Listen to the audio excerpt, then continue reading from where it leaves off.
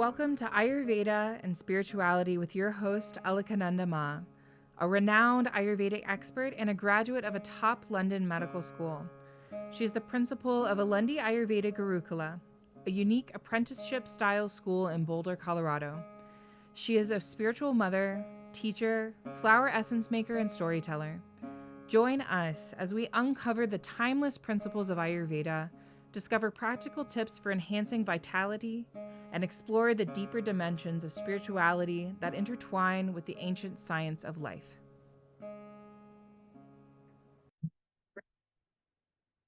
Welcome, everyone. Welcome to Satsang. Satsang is a meeting of hearts, a gathering of friends to inquire into the truth. Today, we really commence our study of the Upanishads. Last time, we looked at the different levels of meaning of scripture so that we could have some tools to help us to understand these ancient texts. So, 1,000 years before the Common Era was perhaps the most important time in human history. It's known as the Axial Age, and it was the time when we made the most important discovery that we've ever made. More important than discovering the printing press, more important than the automobile, more important than computers, more important than space travel, more important than splitting the atom. The most important discovery we made was the discovery of our interior life. It's also referred to as the time we discovered transcendence. That up to this point, remember, we have no science, we have no weather reports, we have no way of understanding why there's thunder and lightning, floods, droughts, earthquakes, pestilences. We have no way of knowing why any of these things are happening, and we're trying to do rituals and ceremonies just to manage our lives without a real understanding that you have an inside, you have an interior life. It seems so obvious to us now, but only because we live since the Axial Age. So at that incredible time of history, in many, many lands and among many, many peoples came these amazing awarenesses. We have the Hebrew prophets who said, hey, it's not just all about going to the temple and doing sacrifices. God does not desire the blood of bulls and goats. He desires your humble and contrite heart. Wow, I have an interior. There's another thing other than doing rituals. We have the Greek philosophers who they're still foundational today to Western thought. You have Confucius, you have Taoism, and in India, you have the 6 systems of philosophy all arising. And especially you have at this time the rishis. The rishis means the seers. This is the time of the Upanishadic rishis who point us to our true nature. So just to remind ourselves, we have 6 systems of philosophy. We've spent quite a lot of time talking about the Samkhya system that begins with Purusha, Prakriti, Mahad, Ahamkar, and so on. We spent a lot of time talking about that. That is considered as the very basis of Ayurveda and is discussed very much so in the text of Ayurveda. We have Nyaya and Visheshika, the philosophies that delve into logic, that go hand in hand, that teach us about the brahmanas, valid cognition,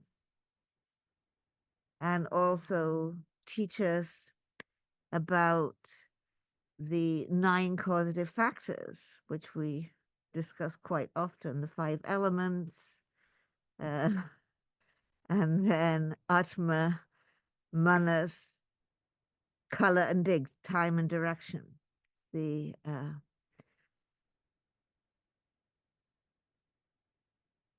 4 dimensions, color and dig. We have the Mimamsa, looking more into ritual and ceremony. We have the yoga philosophy, as explained by Patanjali in the Yoga Sutras, the 8 limbs of yoga. And we have the Vedanta. And then the reason why Ramanujan Tigunite's book is not called 6 Systems of Philosophy, but 7 Systems of Philosophy, is that we also, in fact, have Buddhism, which also arose in the Axial Age and also taught us in the greatest depth and detail about the interior life. So what we're delving into with the Upanishads is actually the Vedanta philosophy. Why is it called Vedanta? Vedanta means the end of the Vedas. So we have 4 Vedas, the Rig, Yajur, Sama, and Atharva Vedas. And over time, they've been kind of compiled and put together in a certain number of parts and pieces. So we have the part called the Samhita, which is the part we think of as a Veda, the hymns and sacred formulas.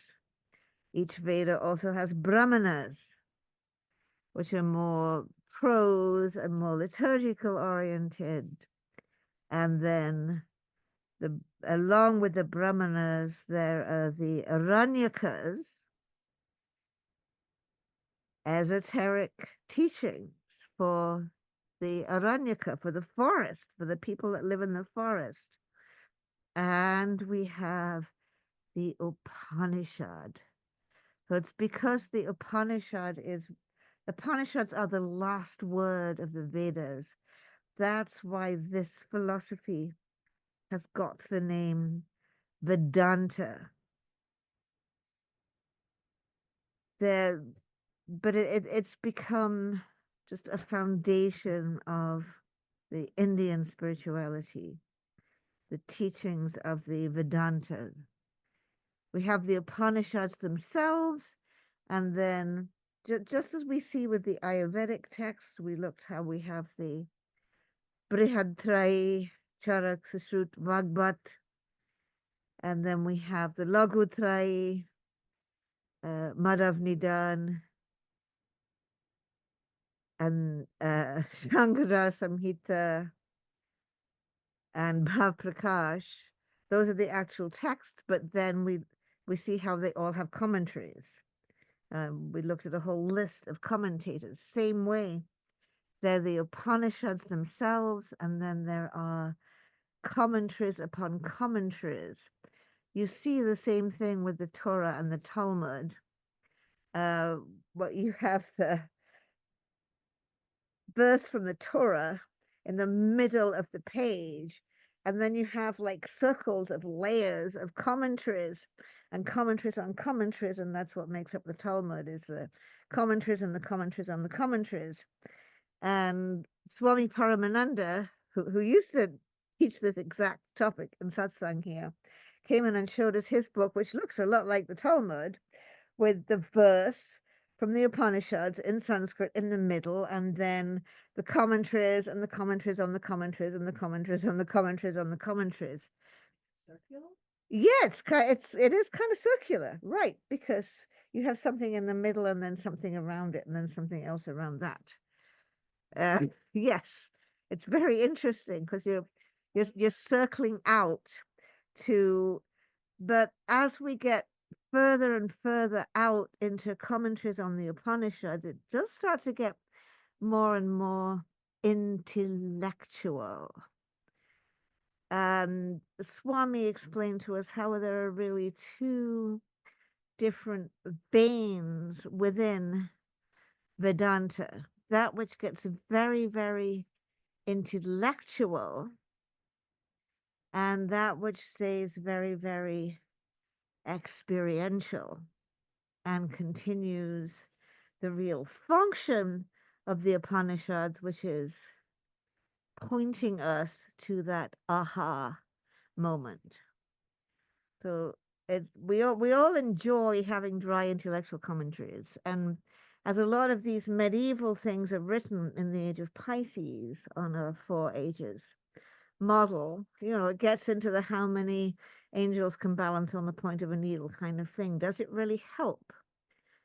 For us as mystics, it doesn't necessarily really help us. What we need is the continuing pointing to the aha moment.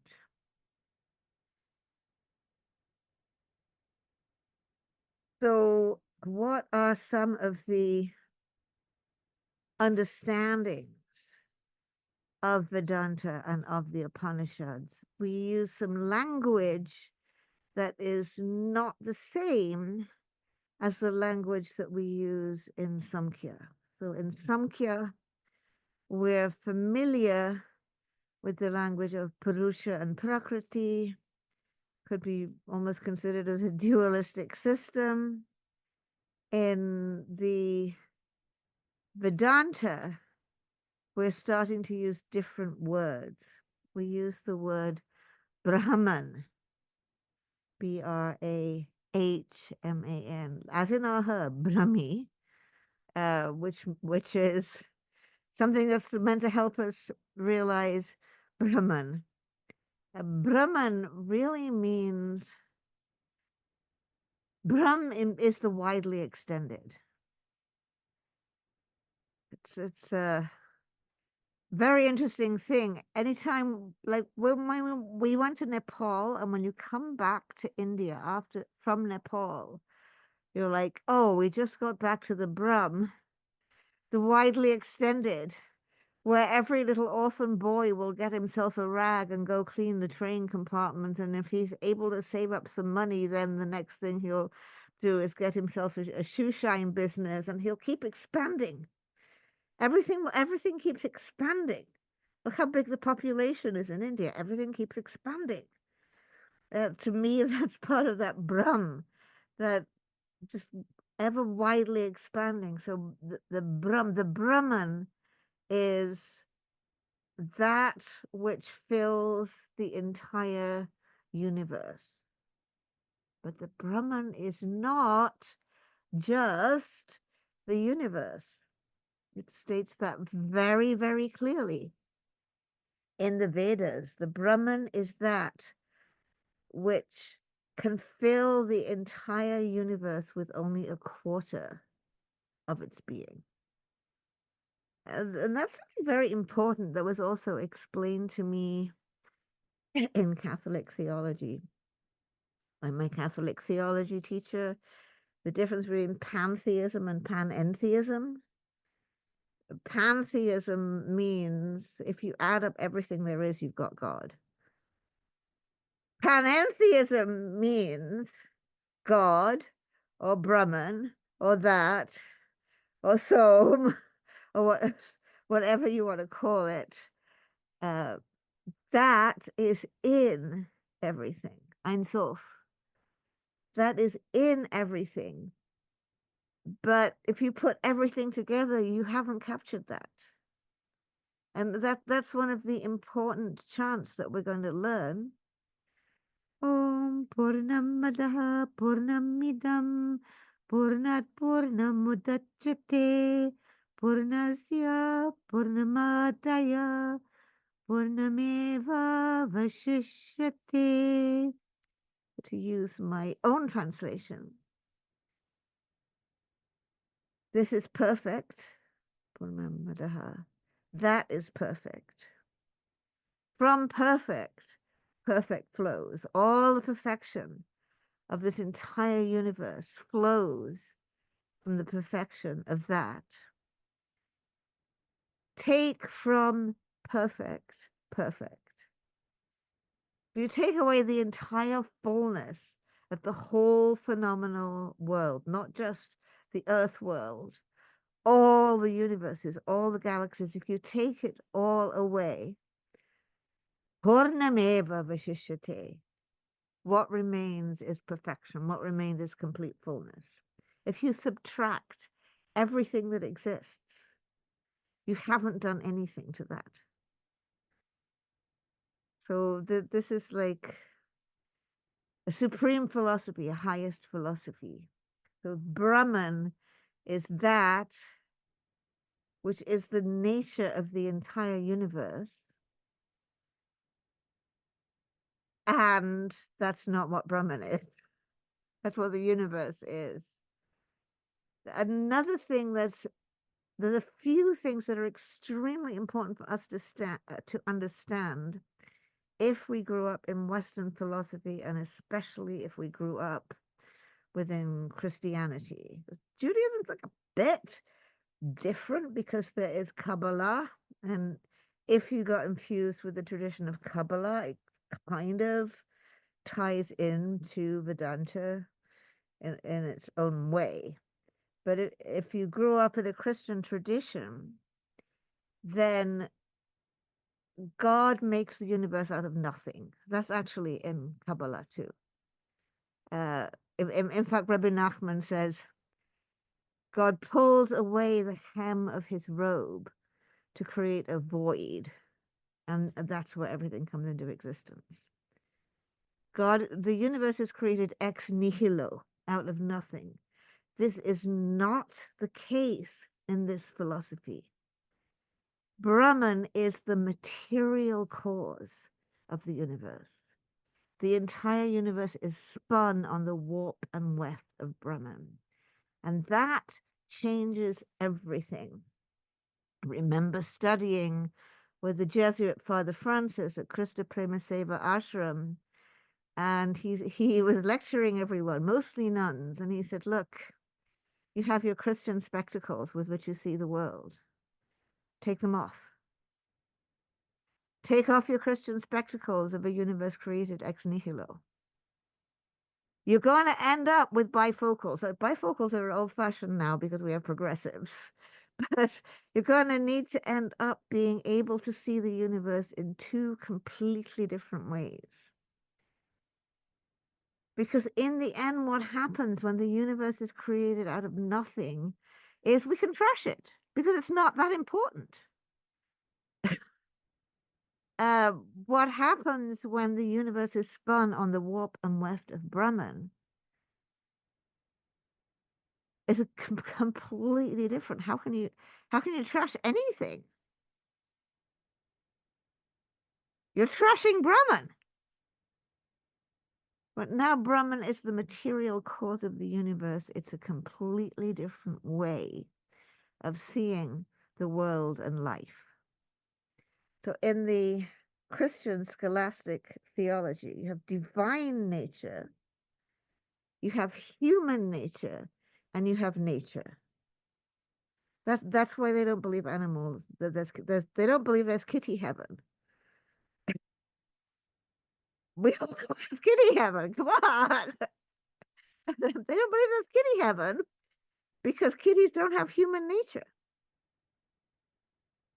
Nature is one thing, human nature is another thing, divine nature is another thing in the scholastic theology of Thomas Aquinas, which comes from the philosophy of Aristotle.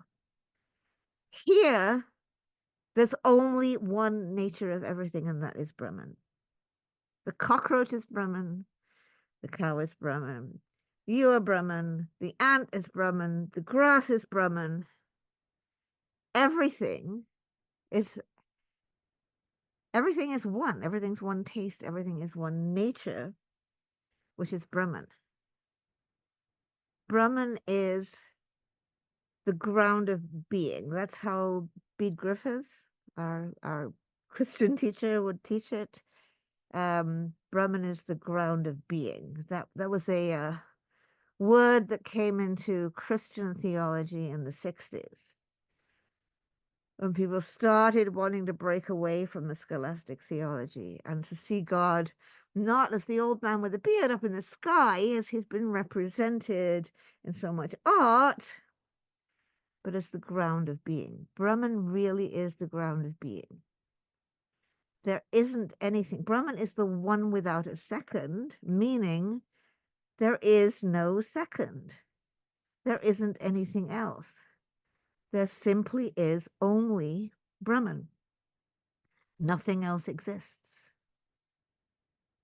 Nothing exists but that. So that is one of the very fundamental concepts and languages that we're going to see as we look at Vedanta and we look at Upanishads, is they're going to be using the word Brahman, whereas in Ayurveda, oftentimes we got used to using the word Purusha. Not all the time. You're going to see all kinds of words used in the text, right? But there's another really, really important word, and that is Atman. Translated, I think it's Jung who translated Atman as self, but don't quote me because it could be incorrect. But self with a capital S has become how we have translated Atman. So what is Atman? Atman is like you're a mirror. Atman is the mirror reflection of Brahman. Atman is Brahman as dwelling in you, or Dora the kitty, or the ant, or the cockroach, or the tree. And we have different words that we use to qualify Atman. We have Jivatman. You have an individual self. You know that. We all feel that we have that individual self. So there's Jivatman and there's Paramatman, which is the supreme self. So some of us were practicing the other day with the breath, so hum, that the in-breath naturally pronounces so, and the out-breath naturally pronounces hum. And the meaning of so hum is that I am, or I am that. The individual self is not in any way different from the Supreme Self. And furthermore, truly this Brahman is Atman. So your little feeling isn't any different than the ground of all being.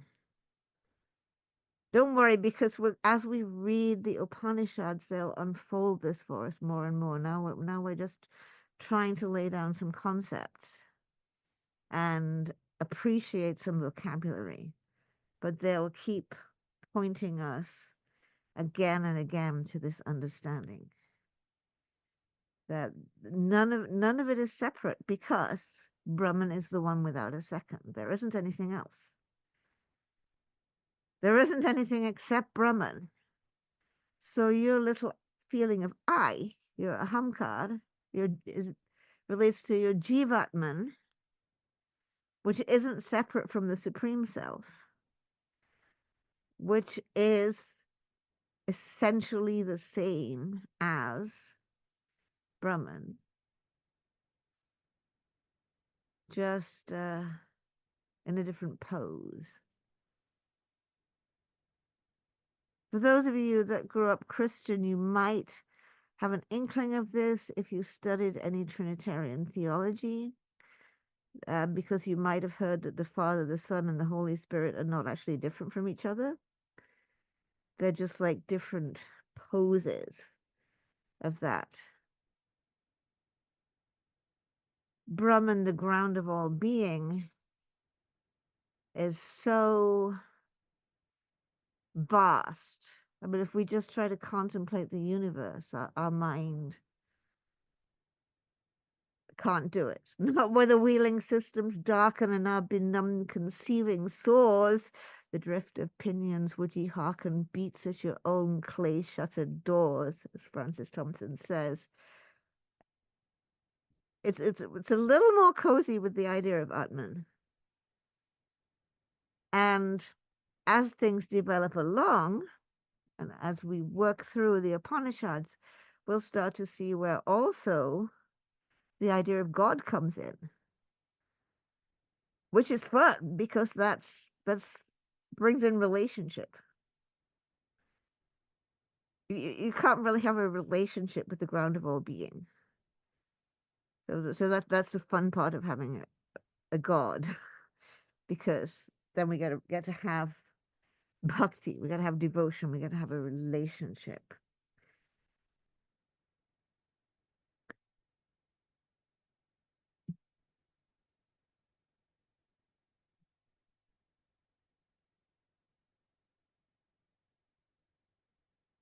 So I'm just going to read this sentence. The Upanishads present a vision of an interconnected universe with a single unifying principle behind the apparent diversity in the cosmos.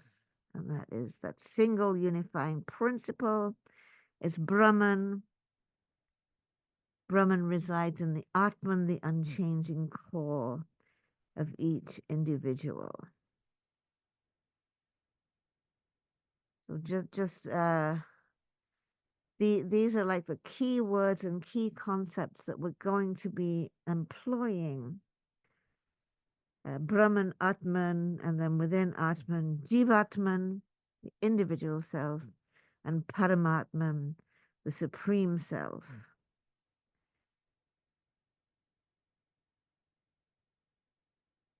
And then we've got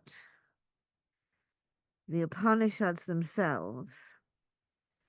And there were 13 that was composed from the middle of the 5th century through the 2nd century before the Common Era.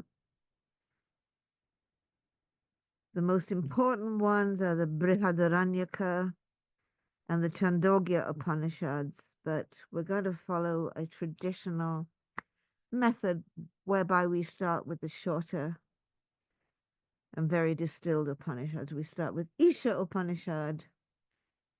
That's what we'll be starting with next time. Then Kena Upanishad, the Upanishad of what is it, and we'll slowly be working through them. One more like key thing, and this is in your handout on the next page. Another thing that Swami really emphasized for us, Swami Paramananda, is the concept of mahavakyas. Maha is great, vak is speech, word, saying. So the mahavakyas are the great sayings. We see this in the Torah as well. We see one key mahavakya at the burning bush. Right? Moses comes to the bush and it's burning and it's not consumed, and then the great word resonates out from the bush, Eya Asher Eya, which means I am who I am, but it also means I will be who I will be, and I will be who I am, and I am who I will be, because that's just the way the Hebrew works. It can be I am or I will be. That I am who I am absolutely is a Mahavakya. You can contemplate that for the rest of your life. It will point you. The Mahavakyas are these proximate teachings. They are the great words, contemplating which pricks that hole in the fabric of our confusion and points us to our true nature. And there are 4 of them. Prajnam Brahma. Brahma is prajna. Brahma is insight. Brahma is wisdom. Ayam Atma Brahma. This one I was just kind of quoting. The Atma is Brahman. Truly, yourself is Brahman. Truly, the non-difference of Brahman and Atman. That's Ayam Atma Brahma. And then the 2 that we really like to use, Tattvam Asi. Thou art that. We'll be delving into that. Thou art that. Tattvam Asi. Thou art that.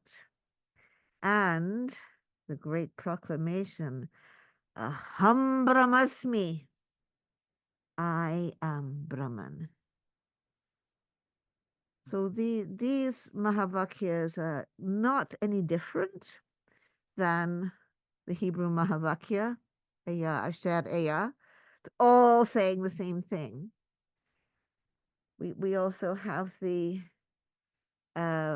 story of the great Sufi saint, Halaj, who proclaimed, Anal Haq, I am the truth. They took him and they flayed him alive, and they said, yeah, you're doing a great job, because according to your knowledge and your understanding, I just committed blasphemy and you should be doing this. But I proclaim, Anal Haq, I am the truth, which is exactly the same as Aham Brahmasmi. It isn't any different. Just to say that it doesn't have to be in the Indian tradition that you can find a Mahavakya, because Anal Haq is a Mahavakya, and Aya, Asher Aya is a Mahavakya. But in studying the Upanishads, these are the 4 great sayings which prick a hole in the fabric of everything. And you can fall through that wormhole into boundless truth. Absolutely amazing. And before the Axial Age, we didn't have this knowledge.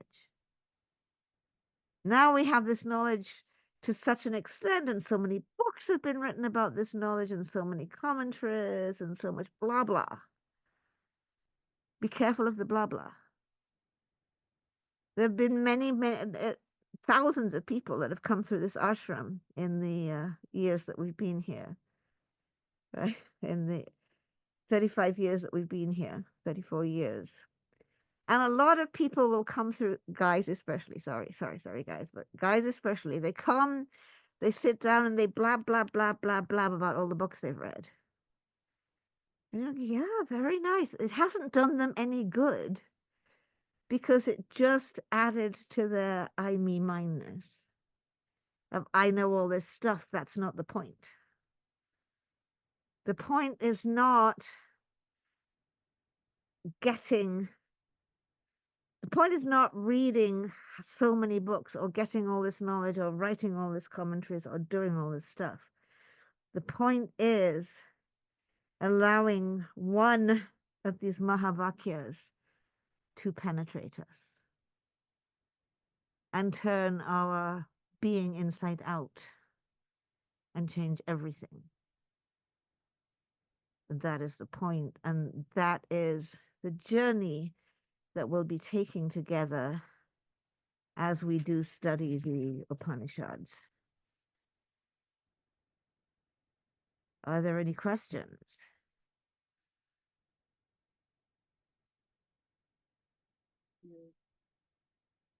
You have some questions? Okay. I guess I'll ask my unfortunate one. So I was just curious. I like just because I have a more like Buddhist like context. So for this like idea of like the material cause of the universe is like Brahman, would that be um similar to like the Dharmakaya that it's like kind of like this voidness, but it's not like nothingness, but it's is that the same? Because that's what everything arises out of. So Caitlin is asking this key question, and Caitlin is asking a question that everyone's always asked, which is the question between Buddhism and Vedanta.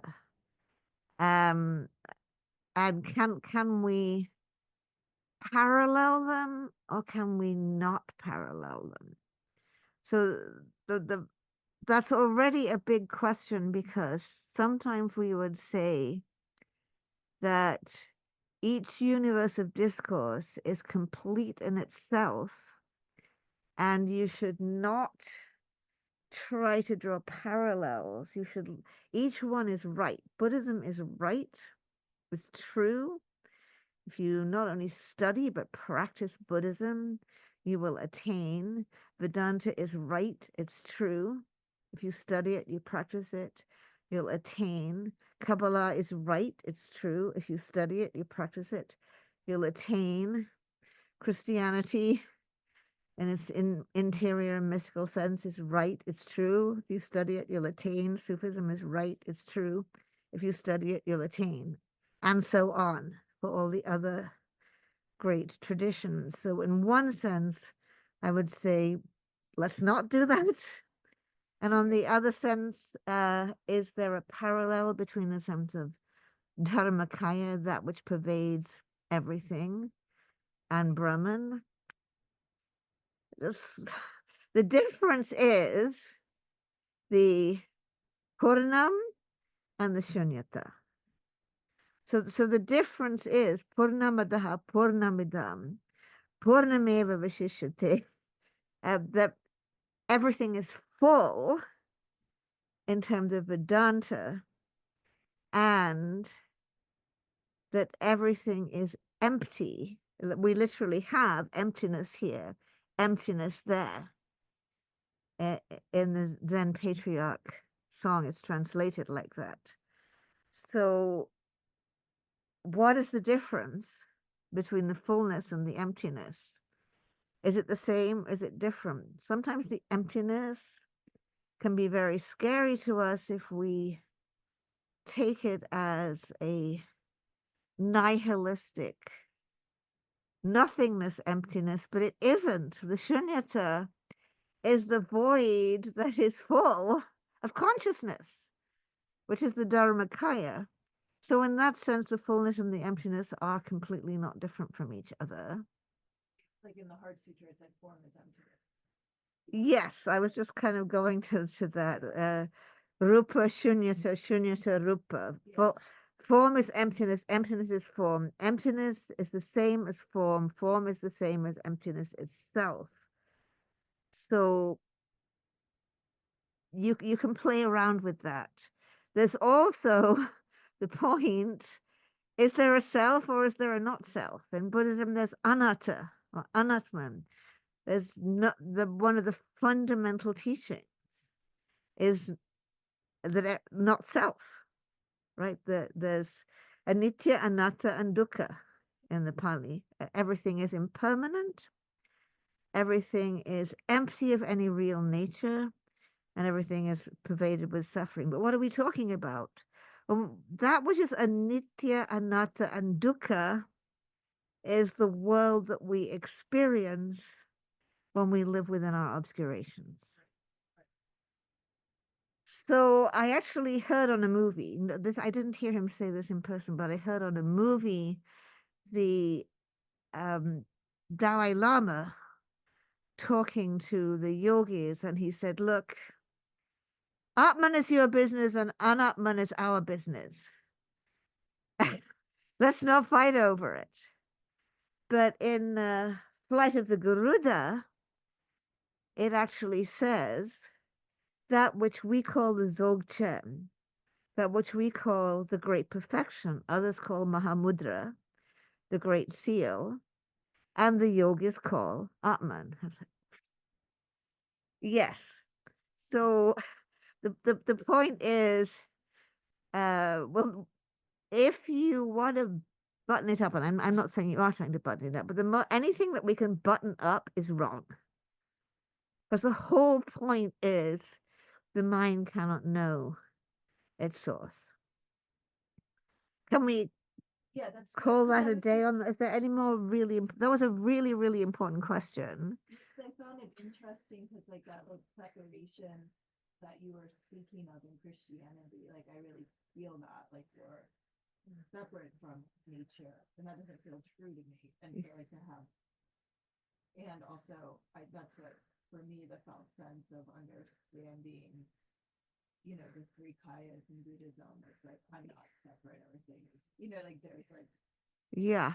I guess I have it's like a different felt sense than how I feel in The- Christian context. There is a different felt sense. Caitlin was talking about a different felt sense between being raised Christian with this complete distinction between divine nature and human nature, and then getting connected with Buddhism, and it has a completely different feeling because there isn't that separation, and that is an important difference between Eastern and Western philosophy. And they both have their beauty, and they're both true. And that's, to me, that is the meaning of madhyamaka. The middle point is the place where you stand on the top of a mountain and you see laid out around you all the philosophies, and you see that each one is complete, whole, entire, and true.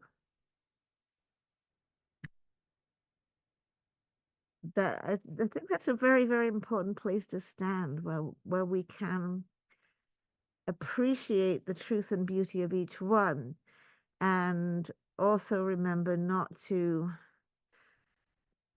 that each universe of discourse is true and complete in itself. That's a phrase that I learned from Acharya Sarah Grant at Krista Premaseva Ashram. Is the phrase universes of discourse. Leave each universe of discourse in its own place. And I remember with Reb Zalman, when we tried to tie up chakras with the Sefirot, he said, don't do it. You may think there are similarities, but they're different universes of discourse. Leave them be. Don't make a mishmash. We don't, putting everything in the blender becomes syncretism. And the danger with syncretism is that we might end up picking the things that keep everything just nice for us and don't take us beyond ourselves. If we make up our own syncretism. I mean, there are syncretistic traditions such as what we encountered in the Tonotam people, who are known as Papago, but their real name is Tonotam, and we're adopted in that tribe. They live between Arizona and Mexico. They'd be up all night doing a peyote lodge and then run off to church for mass. They had a very sophisticated theological approach where they could live within those two traditions and see the validity of each. But it was the approach of a people, not sort of I'll pick and choose what's nice for me. It was interesting. They were the poorest people we ever stayed with and the most theologically sophisticated people we've met in America. How they could navigate those two traditions, the cosmic covenant and the Abrahamic covenant. Did you have a pressing question?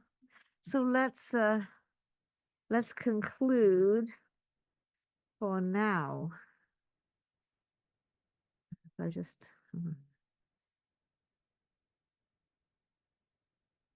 okay. Thank you. Thank you for tuning in to Ayurveda and Spirituality with Alakananda Ma. We hope today's exploration has ignited a spark of curiosity and insight within you. If you enjoyed this episode, be sure to leave us a 5-star review and share it with a friend. For more enlightening discussions and practical wisdom on Ayurveda and spirituality, subscribe and join our Facebook group, Alundi Ayurveda. To allow us to continue sharing valuable content, consider donating to Alundi Ashram. The links will be in the show notes.